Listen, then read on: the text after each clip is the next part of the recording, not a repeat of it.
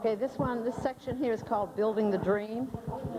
Go ahead. Yeah, for many years, there had been a wish along this area for a trolley service into Portland, or a train service.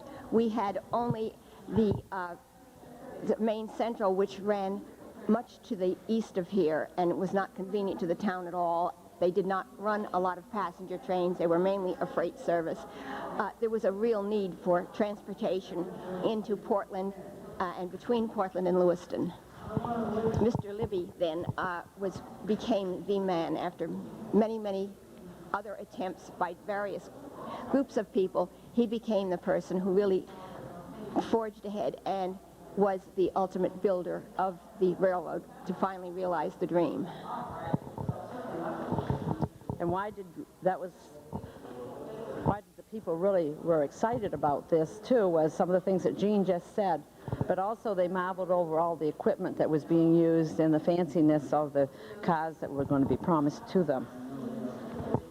And it was just right out back. It was only about the Gray Station was just a quarter of a mile from probably where we're standing right now. That's how close it was. They got a lot of their dirt off of Morrison Hills Pit down in Cumberland.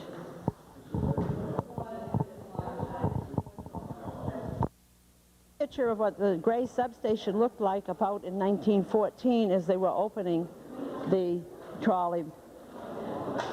The power actually came from 3 stations that had transformer station, Danville, Gray, and West Falmouth. And the stations were all made of brick, and most of them all had a little waiting room so that the people that came along that wanted to use the trolley would have a place to wait while they were waiting for that to come. And they didn't have to wait very long because they were very punctual.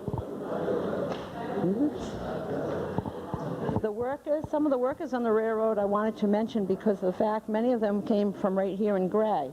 And they were George Maxwell, Dana Russell, Carol Dowdy, Ernest Kimball, and Percy Lauren, Elmer Skillins, and Arnie Varro were some of the workmen on the rails. Louise, are any of the power stations still around? Yes, 2 of them are. You can see the area where Danville is located, but the power station is here in Gray still. It's at the foot of Weeks Hill, or just going out Route 115 towards Yarmouth. Just as you start up the hill, it's on the left-hand side. There's a lot of trees around the area now. You'll see the brick area, and they have made I would say like a sun porch that's been built on. They were very large rooms. I don't know how many rooms today are in that building, but I knew the people previous to these owners put it into 9 rooms, and they had a daycare there. And the one in Falmouth is going down Route 26, where Mountain Road and Route 26 meet. Going south, it's on the right-hand side, and you can see that is a residence today. Thank you.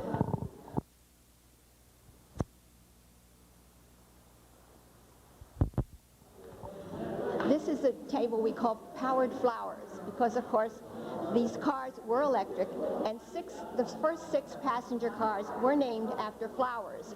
That was Mr. Libby's idea. He thought that mere numbers didn't give enough personality to the cars, so he insisted that they be named for flowers.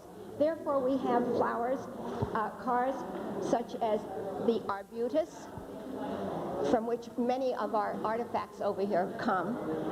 We have the Azalea, the Gladiolus, the Narcissus, the Clematis, the Narcissus. We have I think makes an interesting story, because when you refer to the cars, and you can refer to them by number, but everyone seems to refer to them by name. So it does give personality. And here we have an enlargement of a drawing from Mr. Cummings' book. Mr. O.R. Cummings wrote a very comprehensive book on the Interurban many years back in the 1960s, and much of his material came also from Mr. Hazeltine in his collection. They shared material, and it's quite an interesting book, illustrated with many, many photographs.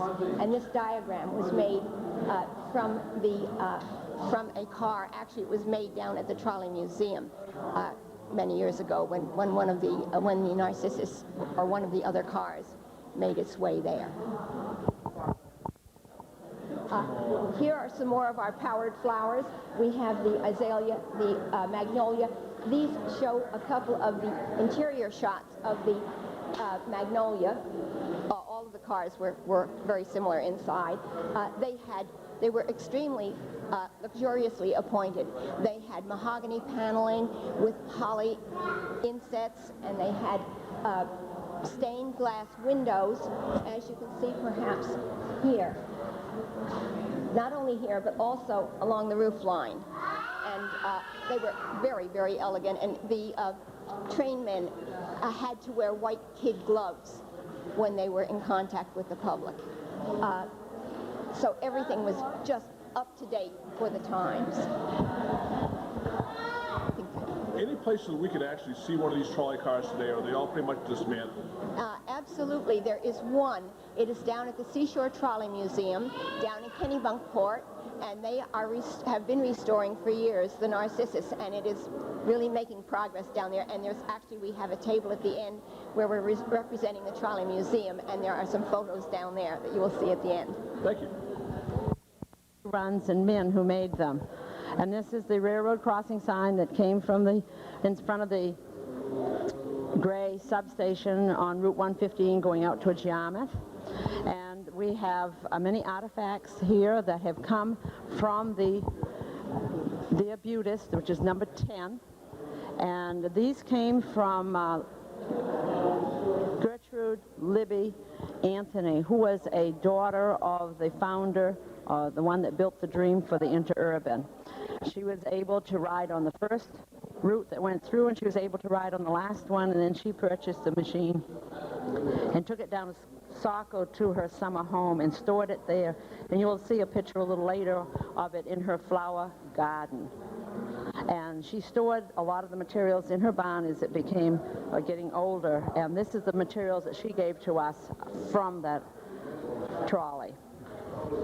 And over here, this sign, the Portland Lewiston Interurban Freight Service, that was placed. They had their own truck service after the trolleys stopped at different places. They had a system where they could put it on a truck and bring it to your business or wherever you needed that. And that was the actual sign that came off from one of the trucks. I'm going to remove this so you can see the next sign. This was a sign that was at the top of the build of the trolleys, and they could turn that. It would say whether they were going to Lewiston or Portland, or if it was an extra run. It was very important if they had an extra run to make sure that they knew that that was an extra run, so that they had the other trolleys could pull off, because they only had one track going, but they had many sidings where they could pull off and wait for the trolleys to go through.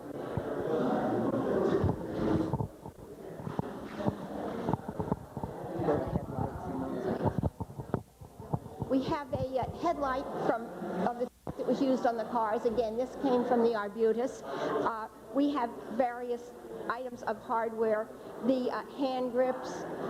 We have a ticket punch from the conductor, and we have his hat over there. Various tickets, and these are the brass hangers for the bell pulls. And the motorman's mirror here. And we have the timetable from the the timetable from the West Falmouth station, and this that Louise was just holding up here is the warning foot gong. Now, we don't have the striker to it, but this is that was used by the motorman to alert pedestrians as they came to crossings.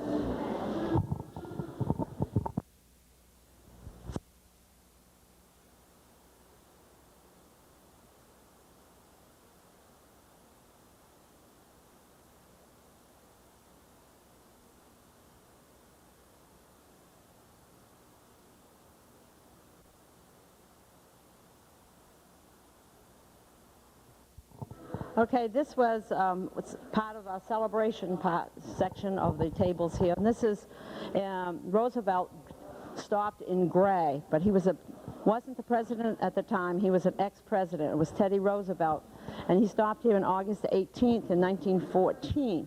And it was just a few weeks after the opening, he had been invited by the superintendent to take a ride on the Interurban. He had been in Maine up north hunting, and on his way back he stopped and took the ride. And his comment was, and it's right here,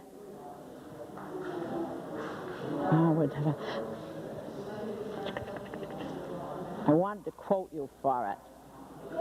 He declared the best electric railroad in the United States.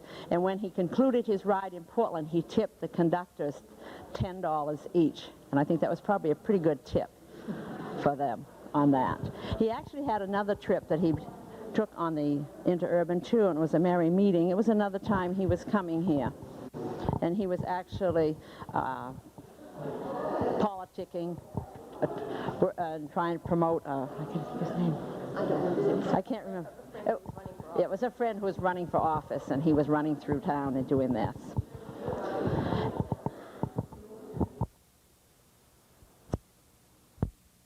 Where can you get copies of the track plan and of the bus, of the train itself? To get copies today, we have made up a flyer that does a pretty good job of doing it. If you look at one side, it's back in 1928 and giving you the schedule of the trolley at that time, and we flipped it over and made what was going on today and giving a brief history of the trolleys. As far as buying a map, a big large map, we don't have any today. I was thinking of a small plan for a model railroad bus that would want to make a display of their own. That I don't know. I'm hoping O.R. Cummins, who is the writer of many books about the railroad, he's supposed to be coming here. He lives in New Hampshire, Manchester, New Hampshire. And we wrote to him, and he said that if all possible he was going to be here. So we have a card table for him, and he's bringing some of his apparatus that he has and some books. So I'm sure he's going to be able to answer all the questions that we even have, too. Okay. One of the celebrations that was very important to the railroad was the year of the Maine Centennial back in 1920. And they were so rushed during that day, they carried more passengers than they ever had before or would again. They even pressed into service this open trolley that they borrowed from the Lewiston, Augusta, and Waterville line. So that was used during that period of time. But and this is a centennial plate type thing. And the interesting thing is that every car they had was used. Even some of their freight type cars or general purpose cars were fitted with benches from the Pythian Temple down in Portland, and they rode in those, and the people were jammed in so tight that they were probably literally hanging off the train. They on one trip from Lewiston to Portland, there were 503 people squeezed into 4 cars that were meant to hold 208 people. And one of the ladies, one of the stories from Mr. Cummings' book is that one of the lady passengers asked them, well, why don't you have more cars? And the conductor very politely, very solemnly said, lady, we have them on order. They'll be here for the next centennial. This is an example of some dresses from the period, and this one belonged to a gray girl. Her name was Florence Brown, and she graduated from Pennell in 1922. And now her name is Florence Brown Lincoln. I believe she lives up in Brunswick. But this was her graduation dress, and the pink stole went with it. So this was the type of clothing that was worn at the time.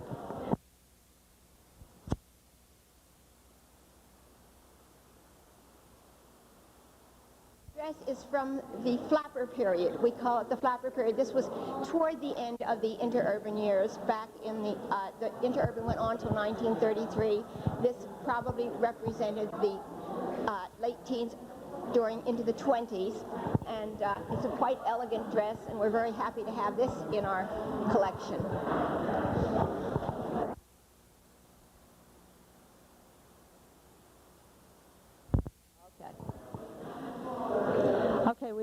is tribulations. It wasn't all happy going. They had some problems. It wasn't all smooth, but they really, the first trip they took down that track, they had no problems. So that was very good. One of the problems, this is at the Gray. We try to zoom in on Gray, so we don't think that we've left other people out. We've included them, but we're doing Gray.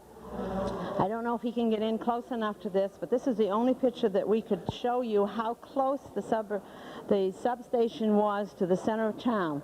This is taken from the substation. In the background of it, you can see the tower of Pennell Institute. So you can see how close it was. This was done in the winter time. You're not too far away. In 1924, they had a fire. And the fire was noticed, of course, from the agency, or the station agent. And the fire was also noticed from the school, too, because there wouldn't have been as many trees through here. They could look right across to it. So Pennell Institute students went out and left the building to help put out this fire. And they sent, Gray had one fire engine, and they sent to Falmouth, and they sent to Portland for help too. And these, we took pictures, took some of the pictures out. This would be some of the students that probably or could have been there. And we'd very much like to know if anybody is around the area that was one of the students who helped put that fire out. We don't have any idea who any of them were for this. This is showing, it's not a very good picture, it's the only one that we had on it. And what they figure, Mr. Davis, George Davis, was the roadmaster at that time. And what they figured was some of the workers had gone into the substation because it had 3 buildings at the rear, which were car sheds and things of this type. And that they probably had, when they had their lunch, may have dropped a cigarette or cigar ashes, and because the fire developed shortly after that. You can see the station here. The big house, that 2-story house, was Mr. Davis's house. That burnt flat.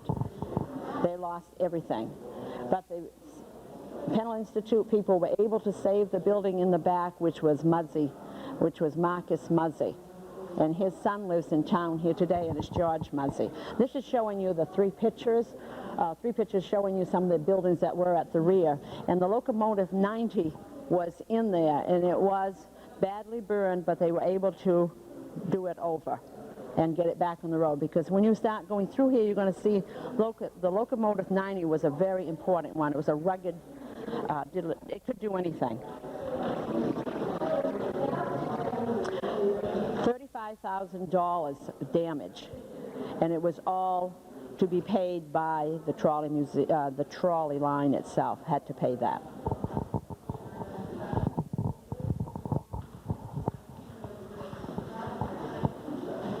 Okay, we're going to also talk about another one of the problems that they had was with weather, which you might expect.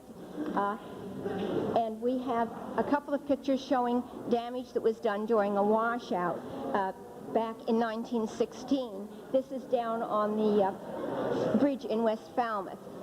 We show, maybe can't see her, but there is a total lack of any kind of support for those tracks there.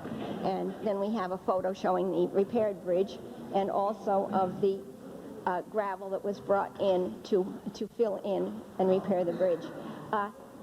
One of the biggest problems they had was snow. They usually manage very well to keep the line clear of snow. In fact, the Interurban did such a good job that quite often they were called on to help some of the other lines in the area, railroad lines, to clear their tracks, because they did have snow plows and a lot of workers. But there was one snowstorm that followed earlier storms back in March 1920. It happened on March 6th, and there were so many drifts of snow on top of the old snow that the men, first of all, had to get out and shovel, and gives you a little bit of an idea. Perhaps the one that really gives us the most idea is this one. There's a snowplow under that drift, pushing its way through. And to see it here. It's right in there. Okay. And so it took several days before they could plow everything out and get the trains rolling again. But throughout New England, this blizzard had been a problem, and so they were not the only ones affected, and I'm sure they were back online probably a lot sooner than some of the other larger ones. Another problem that they had was they did have their share of accidents. The automobile travel was fairly new. People were not used to watching things despite all kinds of crossing warnings and signals and things. There were some accidents in various areas, various places throughout the area. Lewiston and Cumberland and various areas throughout had fatal accidents, as did Gray. There was a doctor who was killed when he was, let me find that one.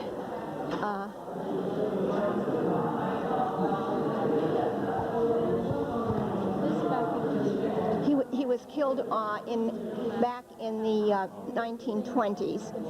Here it is, 1926, and he was crossing a Long Hill Road in his Model T Ford and was struck by a train there, and he was killed, of course.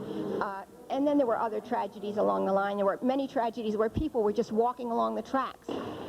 The trains ran fairly silently, and although they used their warning signals and whistles, there were people who were killed who were simply standing on the tracks and talking even at the time.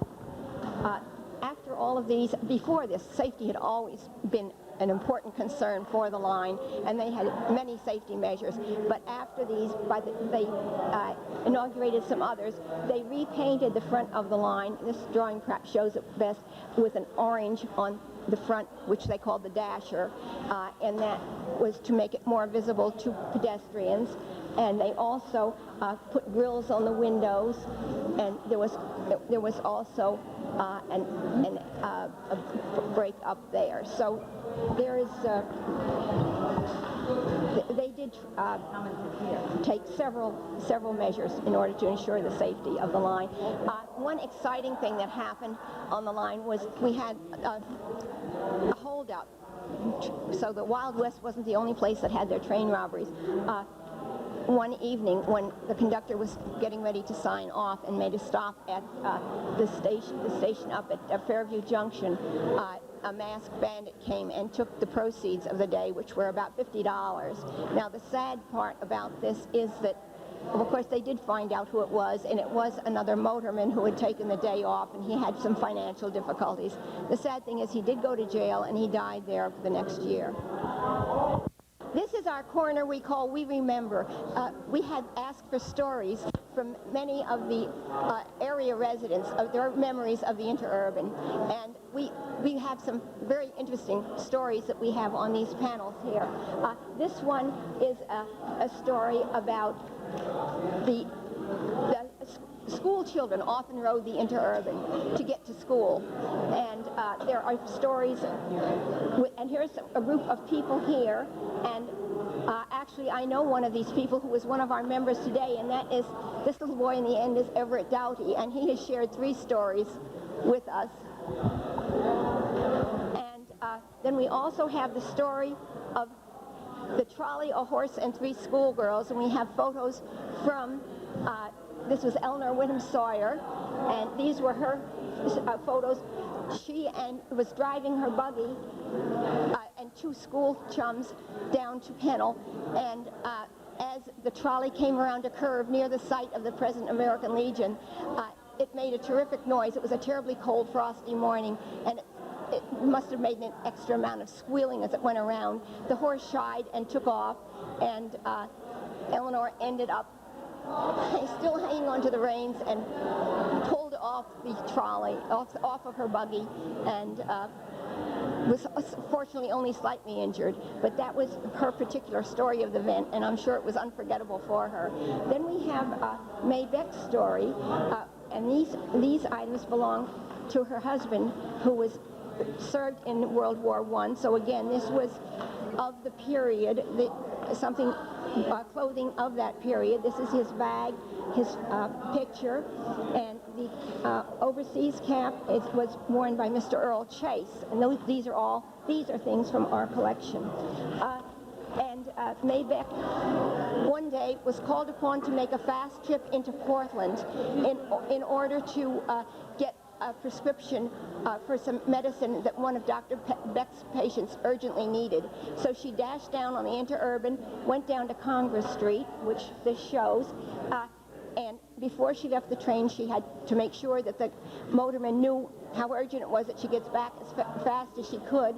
So she asked them to hold the train for her. She dashed over into Hayes Drugstore, which is shown here, and got the prescription and went back to the train. Sure enough, it was waiting for her. She got back to Gray with the medicine. Mission accomplished. This table is known as the end of the era. And there was many things that was happening at this time in 1933. Of course, it was after the stock crash, so the Depression was going on. The electric company was changing hands too, because they were getting their electric from the Androscoggin, and it was almost like a free thing for them. And then the state legislature changed the rules and regulations. You couldn't be running a business off from your other business to offset, such as. In 1920, there was 531,440 passengers that rode the vehicle in that year. By 1932, it had dropped down to 194,084 passengers. So the big fall of the electric bill was one of the big changes. And of course, the automobiles were becoming a lot better, because they could use the roads better. They would use them, the road conditions were changing. They were making the dirt roads into cement roads up through there. And the automobiles were able to run better for them. There was an increase. And actually, when they were using the automobiles, they ended up, many of them would keep them going through the summertime, and when wintertime came, they'd put them up, then they would use the Interurban for the wintertime. So this was more or less the last part of it.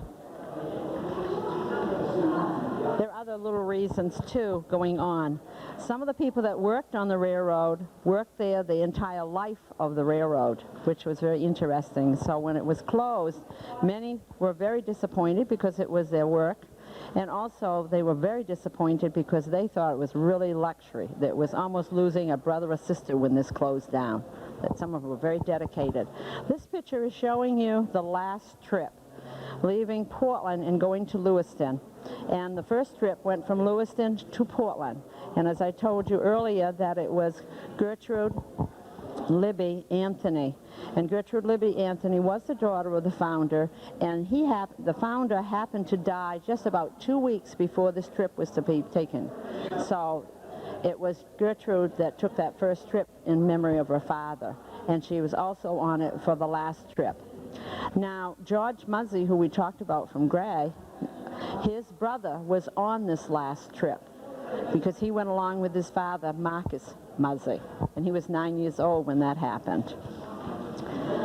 This is a picture of the way the Gray station looked when it closed.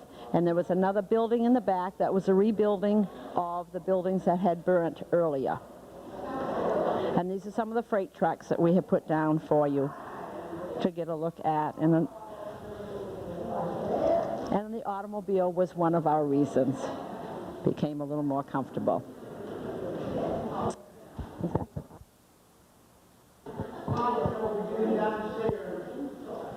Are we ready? Okay, this is where we have, where have all the flowers gone? Well, these vehicles sat around really just sort of decaying. And as we told you, the Arbutus was taken down to Saco by Mrs. Anthony,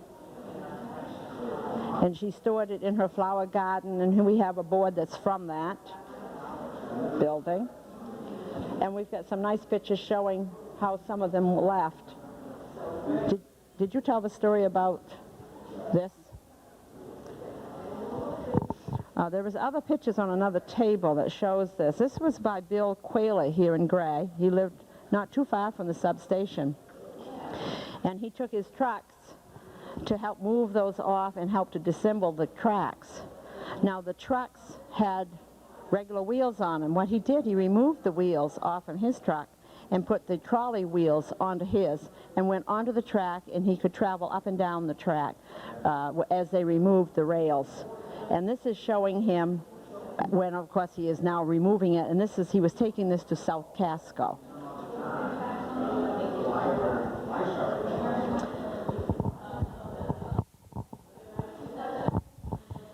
I'm not sure of the year, but it was a few years after it closed that they had a reunion of all of the people that had worked on the trolley. Actually, they were quite a family together. They knew each other very well.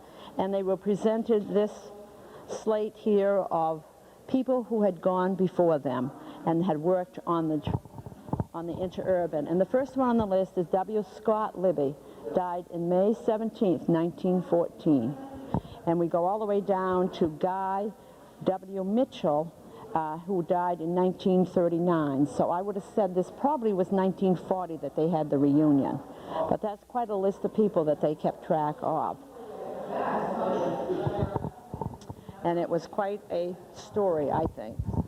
So if somebody is interested in finding out a little bit more about the Interurban, how could they do that? I would say go to the libraries. I think maybe we didn't go into Lewiston Library, and we didn't go into the Maine Historical Society. There are some books. I think you would get a big story, too, down to the Seacoast Trolley Museum. They deal with all the trolleys. We were able to go down, and they were very nice to us, and we were able to borrow some of their pictures to help make this exhibit better. We did find out they had some of our same exhibits, and today O.R. Cummins is here that wrote the book. He can be asked some questions, I'm sure, and he has some interesting little stories, too. It's basically just open up and look around. We've been to the Falmouth Museum, the Falmouth Library, and we went also to Cumberland. And I didn't get into the Lewiston one, but we did take a ride up to Lewiston because we had a man who had called me and wanted to tell us the story about the Interurban that he knew in Lewiston. And this is a paper that we have on him. This is the only station that we really went to see. We didn't get into Portland too much because we really were busy from February to right today until 6 o'clock last night, and still an hour or two before we opened today on this exhibit. And this is where it's a corner of Middle Street and Bates in Lewiston. This is what it looked like years ago, and it brought back memories to me. I remember going up here in the 1950s for my father to pick up some Crosleys on the street. I can remember now of looking in this building and wondering what it was all about, and here I am now, I know. But this is what it looks like today. It's kept the sign, they kept the same shape. They haven't done too much to that, but they have this is a doctor's building, and I believe some other offices.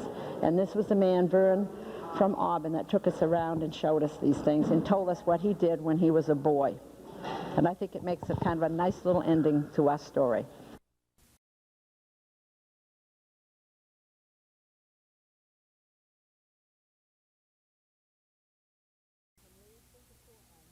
Because the tracks traveled right along the main road. Many, many times you can see where the tracks were located. The tracks went right over by Cole Farms. Just north of Cole Farms, you'll see an opening that looks like a bridge went across just north of it, and that was where it went. It followed the routes quite closely. So you can, of course you're on somebody else's land today, but you can travel the tracks and walk. And I think snowmobiles use these tracks themselves through the winter times too. And these were found by somebody in our group with a nice little beep, beep, beep, beep, looking for metal in the ground, came up with this. And he's made a nice little trolley shape and has placed the last remnants of these. And one of our Boy Scouts, who we've become very familiar with, and he's doing a lot of work for helping us, found this in back of his house on the tracks. Now, because the tracks aren't there, we should say the roadbed. But you come over and tell that.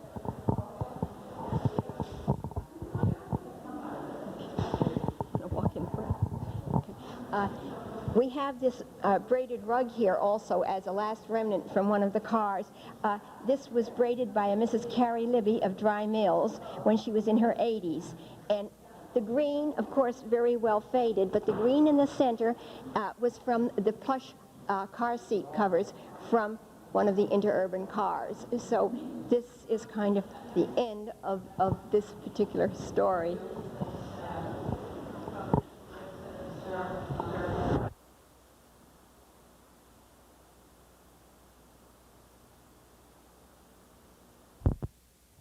The Narcissus that Jean told you earlier is at the Seashore Museum, and this is showing you some of the things that is going on. This is some people that are redoing the This is how they've scraped it down and done the welding and repairing of it, because they were some of them were very deteriorated. And one of the men in our association helped with the moving of that down there. And this is showing you putting and letting in the stained glass windows that they're having. And we are supporting them for our group to make donations, because they need lots of donations in the repairing of that. And of course, it's a great place to visit to enjoy more things about the Trolley Museum.